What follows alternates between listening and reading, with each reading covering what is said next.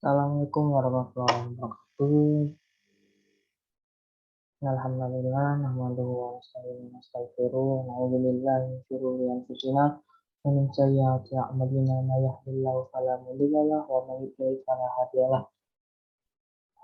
Perkenalkan, saya Adi Safar Nazir dengan NIM 15121067 pada hari ini akan mempresentasikan urgensi berbakti dan bahaya durhaka kepada orang tua. Pada hari ini saya akan membahas 4 bab. Yang pertama adalah pengertian berbakti kepada orang tua, kemudian yang kedua keutamaan berbakti kepada orang tua, kemudian yang ketiga adalah pengertian dan bahaya durhaka kepada orang tua, kemudian yang terakhir adalah contoh implementasi berbakti kepada orang tua. Yang pertama adalah pengertian berbakti kepada orang tua. Istilah berbakti pada orang tua secara bahasa berasal dari kata bahasa Arab, yaitu kata albir yang artinya kebaikan. Rasulullah SAW bersabda, albir adalah kebaikan. Diriwayatkan oleh Muslim dalam sahihnya nomor 1394. Albir merupakan hak kedua orang tua dan kerabat dekat, dan lawan dari al-uquq, yaitu kejelekan dan menyanyiakan hak. Oleh karena itu, berbakti kepada orang tua juga disebut sebagai birrul walidain. Birru artinya kebajikan dan alil walidain adalah kedua orang tua. Dengan demikian, birrul walidain artinya adalah berbuat kebaikan kepada kedua orang tua.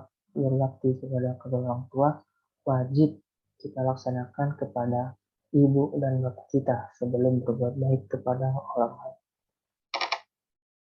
Kemudian yang selanjutnya adalah keutamaan berbakti kepada orang tua. Dalam agama Islam, berbakti kepada orang tua memiliki kedudukan yang sangat spesial dan diharuskan karena merupakan perintah dari Allah Subhanahu wa taala dan perintah dari Rasulullah SAW. Namun, berbakti kepada orang tua sendiri memiliki keutamaan-keutamaan yang sangat penting dalam Islam. Berikut adalah keutamaannya. Yang pertama adalah berbakti pada orang tua merupakan salah satu amalan yang paling utama. Seperti yang kita ketahui bahwa perintah berbakti kepada orang tua juga telah dijelaskan oleh Allah Subhanahu wa taala dalam Al-Qur'an dan hadis Rasulullah SAW. Salah satunya adalah hadis dari Abu Abdurrahman Abdullah bin Mas'ud radhiyallahu anhu yang pernah berkata, "Sa'altu Rasulullah sallallahu alaihi wasallam ayyul amali afdal?" Qala sallallahu alaihi qala sallatu ala waqtihi qala qultu summa ayyun qala birrul walidain qala qultu summa ayyun qala jihadu fi sabilillah. Artinya, aku bertanya kepada Nabi Muhammad SAW tentang amalan apa yang paling utama kepada Allah. Yang pertama adalah sholat pada waktunya, yang kedua adalah berbakti kepada orang tua, kemudian yang terakhir adalah jihad fisabilillah. Kemudian yang kedua adalah ridho Allah adalah tergantung kepada ridho kedua orang tua. Hal ini juga dijelaskan dalam hadis yang diriwayatkan oleh Imam Bukhari dalam Abdul Mufrad, Ibnu Hibban, Hakim, dan Imam Tirmizi dari sahabat Abdullah bin Amr radhiyallahu anhu bahwa Rasulullah Shallallahu alaihi wasallam ridho Rabbu fi ridhol walidain wa sukhtullahi fi sukhtil walidain. Ridho Allah ada pada ridho orang tua dan murka Allah tergantung pada orang tua. Kemudian yang ketiga, diberikan kemudahan oleh Allah Subhanahu wa taala. Ketika kita berbakti kepada kedua orang tua, kembali kepada poin kedua, yaitu ridho Allah tergantung ridho orang tua. Ketika kita berbakti kepada orang tua dan orang tua kita ridho, dan orang tua ingin melihat anaknya dipermudah dalam segala urusannya, maka Allah pun akan menjaga doa kedua orang tua kita, dan sehingga urusan yang kita lakukan menjadi dipermudah oleh Allah Subhanahu wa taala. Kemudian yang selanjutnya adalah diluaskan rezeki dan umur oleh Allah Subhanahu wa taala. Dengan berbakti kepada orang tua, Allah Subhanahu wa taala akan meluaskan umur dan rezeki kita.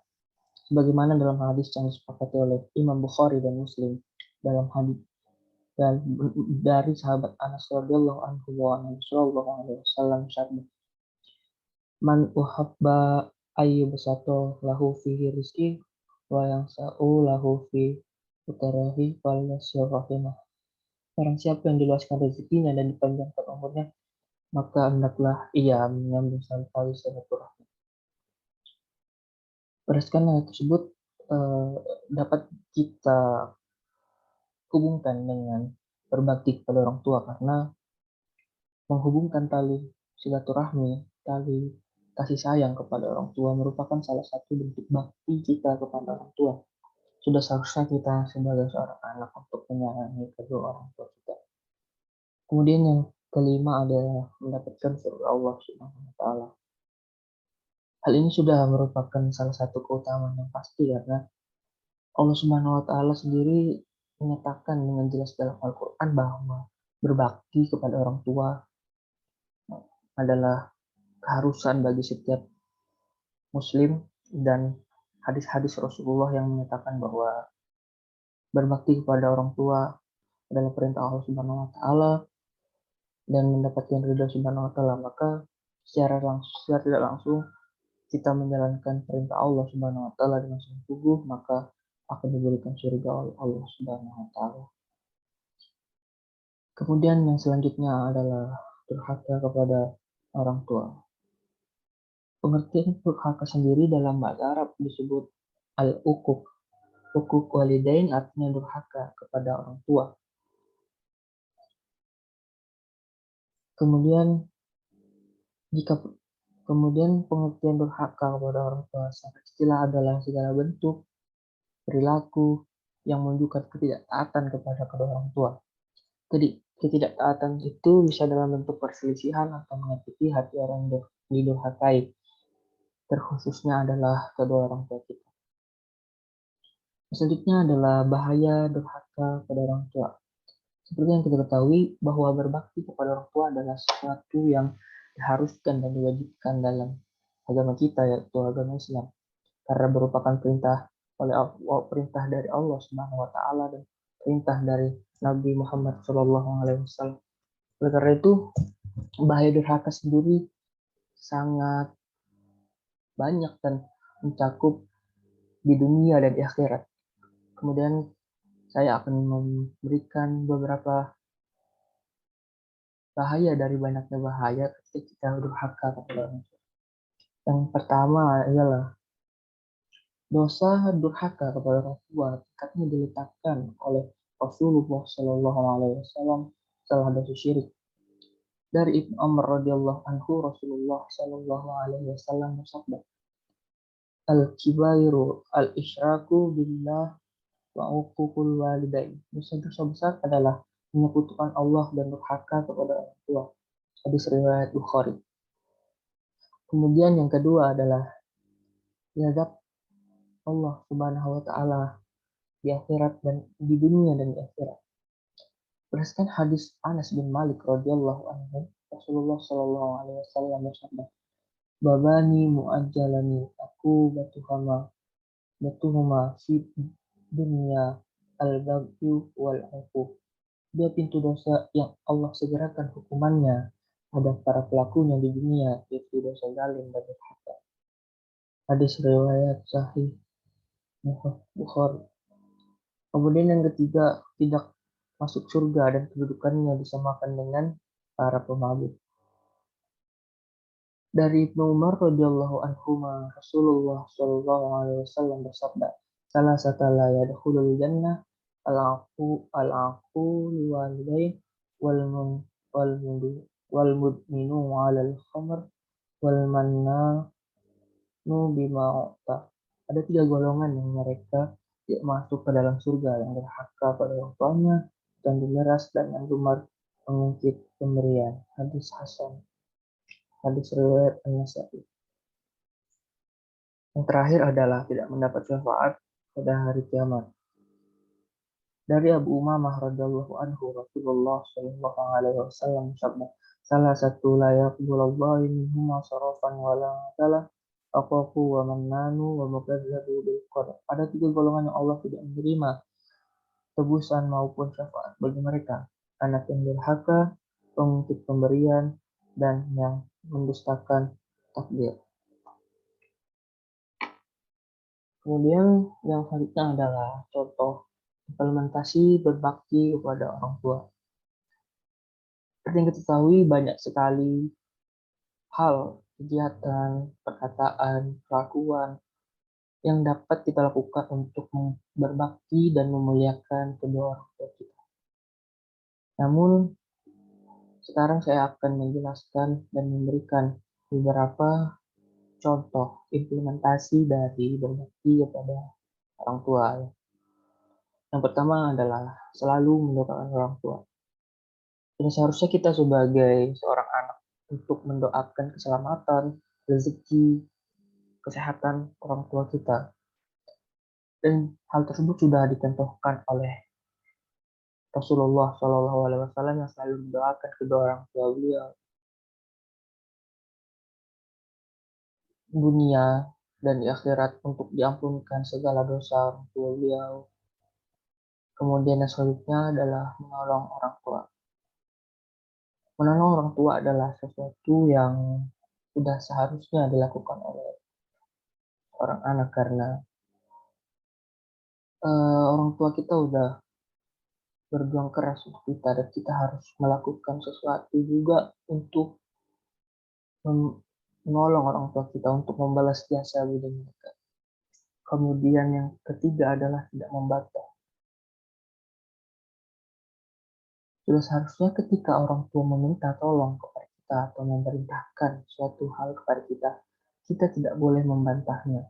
Dan sudah dijelaskan oleh Rasulullah SAW dalam hadisnya, dan kita juga tidak boleh berkata dan bah, dan itu pun sudah dijelaskan dalam Al-Quran. Kemudian yang selanjutnya adalah selalu menyayangi orang kita. Sudah seharusnya kita menyayangi orang tua kita sebagaimana orang tua menyayangi kita. Dan secara manusiawi dan sosiologi, kita sudah seharusnya ketika satu sisi manusia menyayangi seseorang, sudah seharusnya kita menyayanginya balik. Dan ketika kita menyayangi orang tua dan menyambung tali silaturahmi, maka rezeki dan umur kita akan diluaskan oleh Allah Subhanahu wa taala, dan rezeki dan umur orang tua kita akan diluaskan oleh Allah Subhanahu wa taala. Kemudian yang selanjutnya adalah sopan kepada orang tua. Sopan adalah sebuah perilaku yang sudah seharusnya kita laksanakan kepada orang tua kita, seperti tutur kata yang lembut, tidak kasar, nada suara yang tidak nyaring, selalu tunduk ketika berjalan di depan beliau, selalu duduk di bawah ketika beliau duduk, selalu mendahulukan beliau, dan selalu memuliakan kedua orang tua kita. Dan itulah salah satu contoh bagaimana kita berperilaku sopan kepada orang tua kita. Kemudian yang terakhir adalah meringankan beban orang tua. Seharusnya kita meringankan beban orang tua kita karena orang tua kita selalu berjuang raga dan jiwa untuk kita. Oleh karena itu kita perlu meringankan beban orang tua kita, seperti kita sebagai mahasiswa. Kita harus berusaha bagaimana caranya kita mendapatkan beasiswa supaya orang tua kita merasa teringankan beban uang kuliah kita yang sangat tinggi. Apabila teman-teman kalian yang masih memiliki adik, bahkan adiknya juga ada yang mau kuliah, ada yang baru masuk SMA, ada yang baru masuk SMP. Oleh karena itu kita harus berusaha untuk meringankan beban orang tua kita. Kemudian yang terakhir adalah kesimpulan. Berbakti kepada orang tua adalah berbuat baik dan selalu taat kepada kedua orang tua. Berbakti kepada orang tua sangat diwajibkan dalam Islam dan merupakan perintah Allah Subhanahu wa taala serta memiliki keutamaan yang istimewa. Jika kita tidak berbakti kepada kedua orang tua, atau durhaka, maka kita telah melanggar perintah Allah Subhanahu wa taala dan akan mendapatkan akibatnya baik di dunia maupun di akhirat. Saya kira itu saja yang dapat saya sampaikan. Maaf apabila ada kesalahan kata kalimat yang menyakiti hati teman-teman sekalian dan Bapak. Maaf jika materi yang saya bawakan tidak terlalu bisa memberikan pencerahan yang banyak kepada teman-teman sekalian. Saya rasa demikian. Terima kasih. Nun wal qalam wa masykurun. Assalamualaikum warahmatullahi wabarakatuh.